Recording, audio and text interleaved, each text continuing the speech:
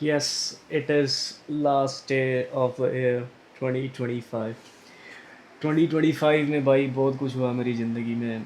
सबसे बड़ी चीज़, मैं ग्रेजुएट हो गया। I graduated bachelors of information technology.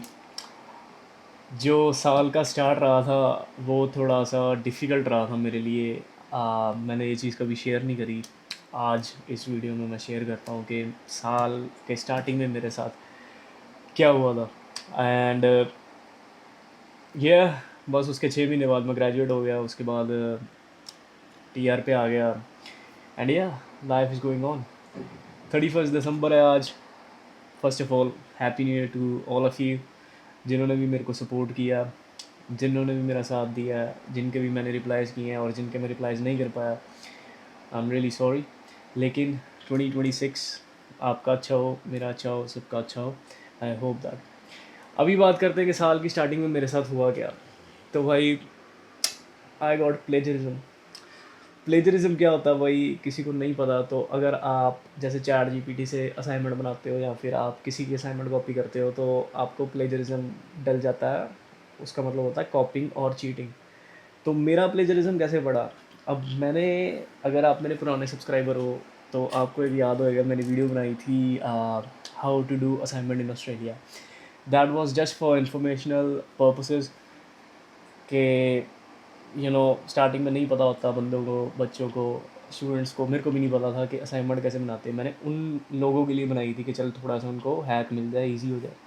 लेकिन वो वीडियो, किसी ने मेरी कंप्लेंट कर दी यूनिवर्सिटी में कि ऐसे ऐसे वीडियो बनाई है, उसमें चैट जीपीटी यूज़ हुआ।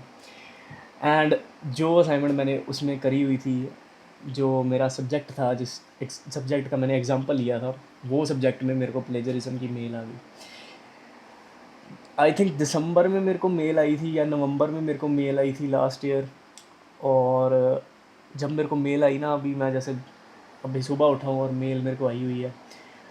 And I was really shocked eight that time के क्या हो गया मेरे साथ। और मेरे को बहुत डर लग रहा था कि मेरी सीओई ना कैंसिल हो जाए। मेरे पे प्लेजरिज्म केस आ गया, इतनी लंबी लेटर आई है। और जो वो वीडियो थी मेरी, उन्होंने इंग्लिश में ट्रांसलेट करवाई मेरी यूनिवर्सिटी वालों ने। एंड देन यूनिवर्सिटी ने मेरे को हर एक पॉइंट पे बोला कि इसने आपने चैट जीपीटी यूज़ किया है, इसमें आपने ये गलत किया है, आप इंकरेज कर रहे हो लोगों को चीटिंग करने के लिए, एट्सेट्रा एट्सेट्रा। आई नो मेरा वे गलत था। जब मैं अब लुक बैक कर रहा हूँ वो चीज़ को, आई नो मेरा वो गलत था समझाने का तरीका कि कैसे करनी है।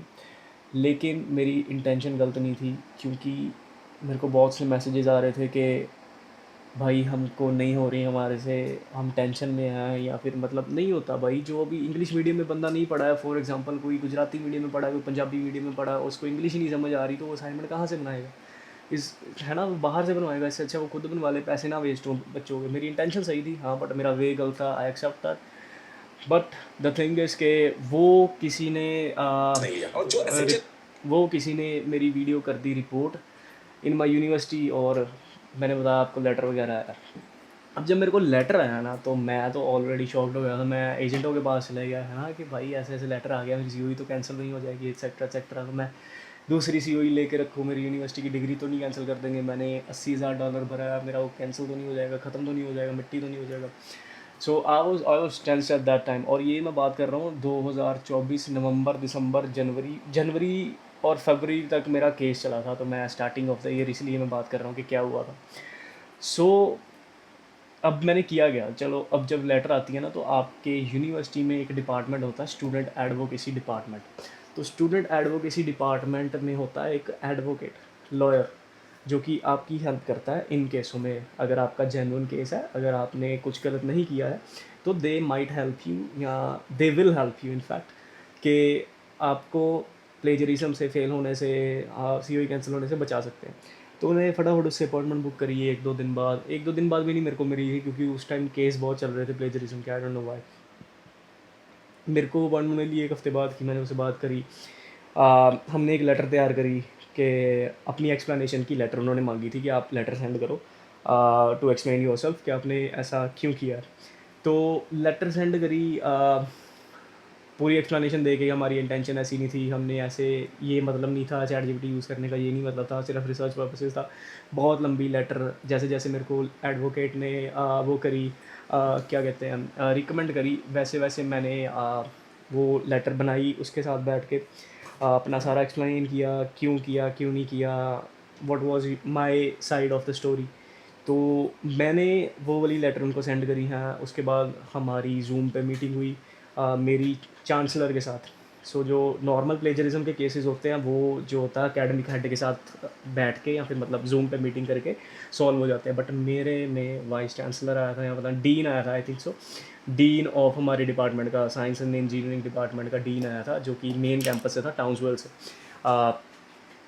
तो उसके साथ मीटिंग हुई, एकेडमिक हेड था, लॉयर था और मैं था।